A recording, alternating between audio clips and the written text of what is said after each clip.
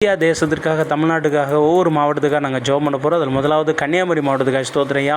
கன்னியாகுமரி மாவட்டத்தை முதலாவது நீங்கள் பொறுப்பெடுத்துக்கோங்க. அங்கே இருக்கிற ஆண்டவர் எல்லா மக்களையும் நீங்கள் ஆசீர்வதிங்க. ஏசப்பாவை உம்மை அறிந்தவர்கள் ஆண்டவர் உமக்கு பிரியமாக இருக்கட்டும், பரிசுத்தமாக இருக்கட்டும், உண்மையாக இருக்கட்டும், ஆண்டவரே உமக்கு சாட்சி நிற்கட்டும், ஜெபம் பண்ணட்டும், ஆராதிக்கட்டும். கர்த்தருக்கு பிரியமாக வாழ்ந்து அந்த மாவட்டத்திற்கு அநேக ஆயிரம் மக்கள் பரலோக ராஜ்யத்துக்கு வரணும். கர்த்தர் இறக்கம் செய்யும். உம்மை அறியாத மக்கள் எத்தனை பேர் இருக்கிறாங்க, உம்மை அறிந்து கொள்ள கர்த்தர் உதவி செய்யும். அதுக்கு தடையாக இருக்கிற தடைகள் அழிந்து போட்டு, என்ன தடைகள் இருந்தாலும் எல்லா தடைகளும் அழிந்து போட்டும் அந்த கன்னியாகுமரி மாவட்டம் உமக்கு ஆண்டவரே சாட்சியுள்ள மாவட்டமாக மாறட்டும். அந்த மாவட்டத்திற்கு எல்லா பாவங்களும் மன்னிச்சிருங்க. அந்த மாவட்டத்திற்கு எல்லா தீமைகளை அழிச்சிருங்க.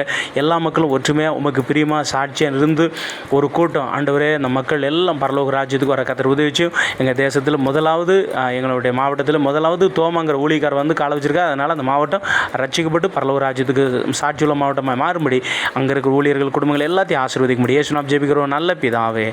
ஆமேன், ஆமேன்.